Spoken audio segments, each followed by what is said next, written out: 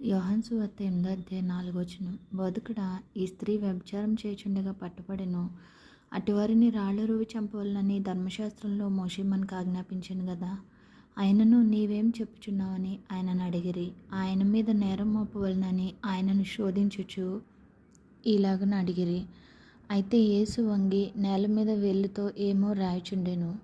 వారు ఆయనను పట్టు వదలక అడుగుచుండగా ఆయన తల ఎత్తి చూచి, మీలో పాపం లేనివాడు మొట్టమొదట ఆమె మీద రాయి వేయవచ్చునని వారితో చెప్పి మరలా వంగి నేల మీద రాయిచుండెను. వారు ఆ మాట విని పెద్దవారు మొదలుకొని చిన్నవారి వరకు ఒకని వెంట ఒకడు బయటికి వెళ్ళిరి. యేసు ఒక్కడే మిగిలెను. ఆ స్త్రీ మధ్యను నిలబడి ఉండెను.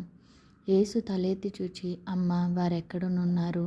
ఎవరునూ నీకు శిక్ష విధింపలేదా అని అడిగినప్పుడు ఆమె, లేదు ప్రభువా అనెను. అందుకేసు నేనును నీకు శిక్ష విధింపను, నీవు వెళ్ళి ఇక పాపం చేయకుమని